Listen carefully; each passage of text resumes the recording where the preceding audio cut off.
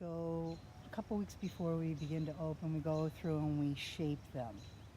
The pruning, the actual pruning's been done, and get them ready for sale and tag them. And this hasn't been now really when he was sick, when he killed himself back in 2016. He really didn't have a chance to get out and prune them the way they should have been because he was so sick he just couldn't do the work anymore. How many acres are back here? We have 10 acres total. And so how many trees approximately do you have? Thousands, because you plant them and they grow through the years. What kind of work has to be done? Look at how much of a mess this is. Well, all this needs to be, all the vines need to be pulled away. We need to prune the trees. So do you mow in between here? Yes, we mow with the brush hog, as well as we take the tools that you, weed whacker. You have to go underneath and weed whack each tree, as well as cut all the vines. And so it takes quite a bit of equipment, time, and effort to come out here. I have been involved in this farmhouse for 35 years. It's a tree farm. And when I met Conrad Rader, he had just begun planting. It was back in 1984 we began the tree business. And I met him in 1982. Are you married? No, we were lifelong partners. This is us. This is our legacy. Thing when he died, anybody who knows Conrad, they should have been over here trying to help us sell the trees. Instead, they kept knocking my signs down and trying to stop me. He worked so hard that he would want us to go forward. Conrad bought the land back in 75, and he built the house, I think, in 76, moved in 77. I met him in 82, and we began getting serious. You have a lot of work here, sister. The grass is unbelievably tall. Well, here. they've totally let it go, and they want to get the price down. They've tried to say that I devalued the farm. No. He would absolutely be rolling over in his grave if he could see this right now, and really be upset to find out that his brother and nieces are grave robbers. And these attorneys that are involved in this, shame on them. Okay, I was living on the farm, taking care of the farm, and I was approached by the attorney because Conrad's nieces, that I've seen twice in 35 years, showed up, and first they said that they wanted me to have everything. Then when they found out the amount of the estate, they wanted it all. They found an attorney in Southfield who was willing to take their case on for contingency basis, and apparently he got in bed with Tom Frazier, and Tom Frazier hired Ehrlichman, or Ehrlich, is that his name? As well as all the mediation people that were involved have been in bed, as well as the assistant to the judge, which is very dangerous because the judge that we're going before has only been on the bench for a year, and she's going to listen to everything that everybody says in the office that's been there longer than she. That's just human nature. So before we even get going, the corruption in this case is way beyond me. I'm even amazed that people have been allowed to let this go as long as it has. It's frightening that people can come in and take away everything you've worked your entire life for and piss on you, and they get away with it. They have made me the villain and tried to have me followed now with private eyes to see if they can get something on me when truly I'm the victim. I was Conrad's partner for 35 years. I loved that man, took care of that man, and would go to the ends of the earth for that man. And truly, I feel with him being gone, I understand why he's gone, but I feel like a song without the lyrics. And I am very saddened to see that now I'm going to be prosecuted by a couple of attorneys that have no understanding of what we have going on here at our Christmas tree farm, and they don't really care. And the only thing that's holding them back from really screwing me to the wall is that I was a smart girl and understood from the beginning that something wasn't kosher here, and that I started calling in the real estate people to have the land evaluated before we went to court. They were trying to say that I devalued the property. Take a look and see what they've done.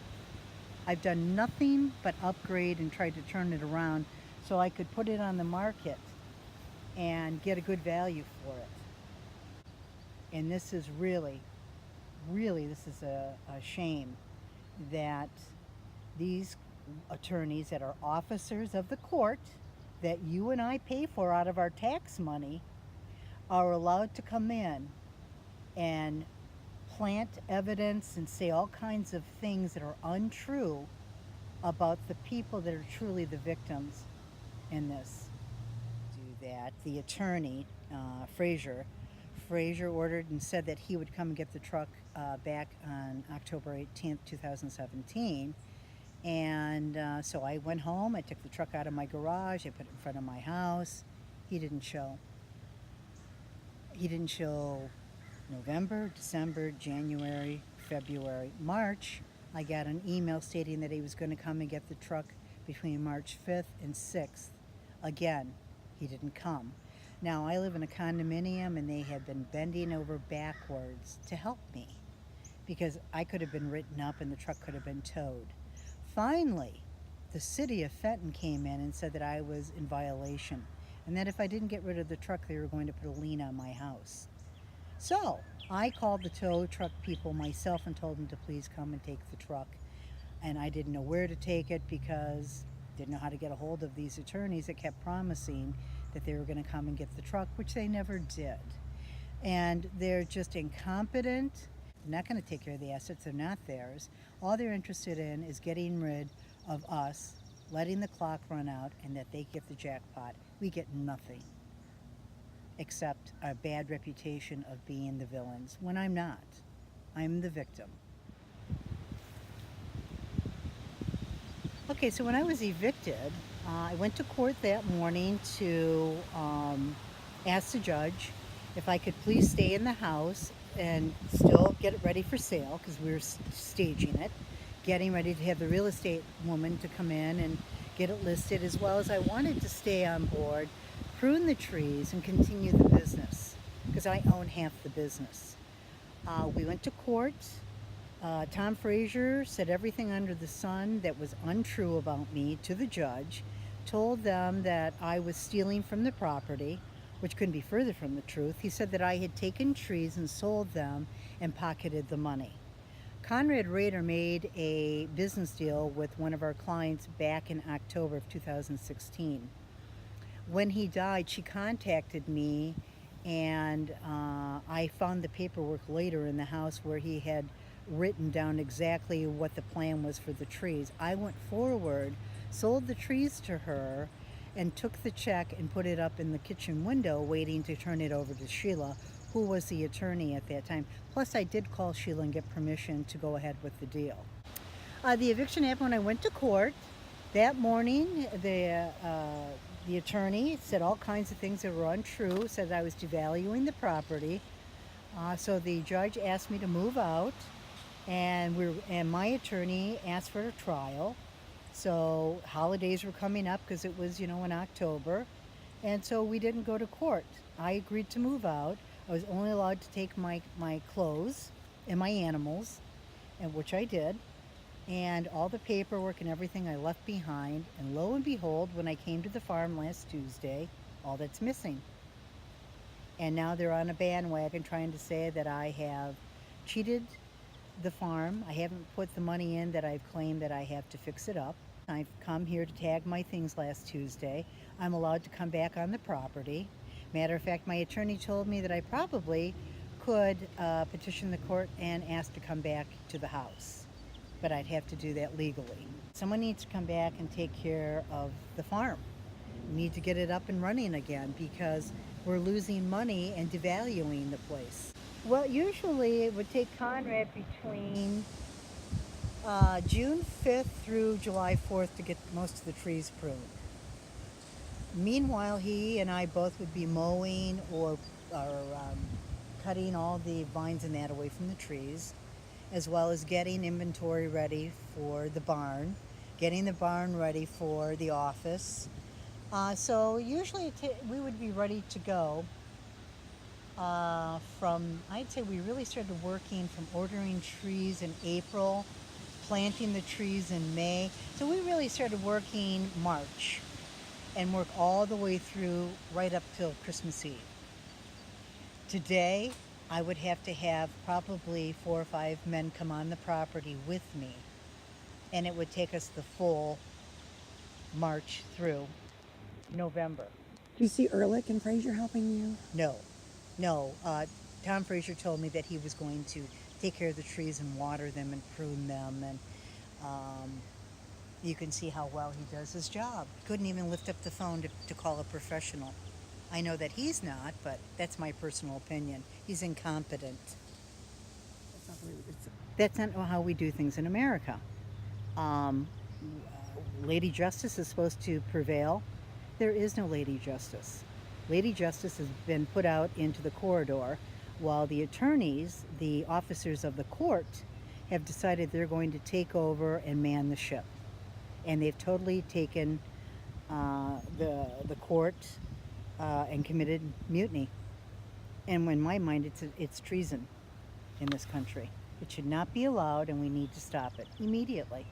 And people like that need to be put behind bars. Period. A thief is a thief. Trees. They need to be pruned and taken care of, otherwise we're losing our profit for the next 10 years.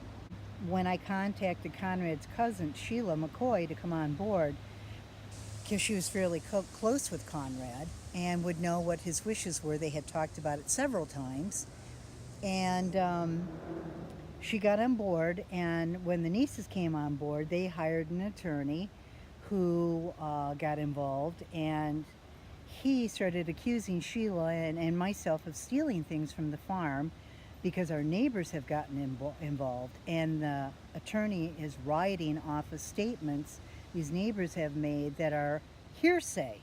Nothing is factual, it's all hearsay. So from that point, Sheila was asked to step down because we went to the court after the brother had signed off on everything and told Sheila that she could take care of everything.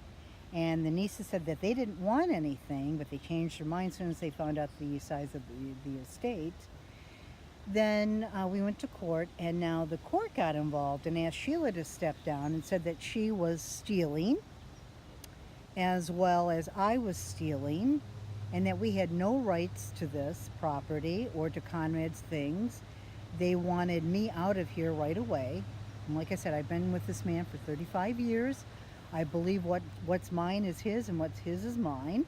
And we didn't need a contract or a piece of paper to keep us together. These attorneys now have gotten in bed with the nieces and the neighbors, and their one goal is to come in and take whatever they can. And this is not the only estate that they've done this with, I'm sure of it. They seem quite cocky and arrogant when they're in court. They think they can say and do whatever they want. They've made false statements and accusations about me, as well as Sheila McCoy, as well as about my attorney. They've tried to attack me and say that I killed Conrad, which couldn't be further from the truth, as well as they're trying to say that my son was involved in this, which couldn't be further from the truth. The bottom line was Conrad Rader had Lewy body dementia, and had people been involved in our lives privately, they would have known that, and there would have been no question. Period. But since the neighbors wanted to get involved and ride in on the chariot and save Conrad from me, his partner of 35 years, which is utterly ridiculous, they would have known better. But since they've never been in my home here or our other home in town, we have a condo as well, they would have known better. So I have to say, because the attorneys didn't get their homework done and do it right, they didn't know all this. So they went in on hearsay. And I think they're going to end up losing.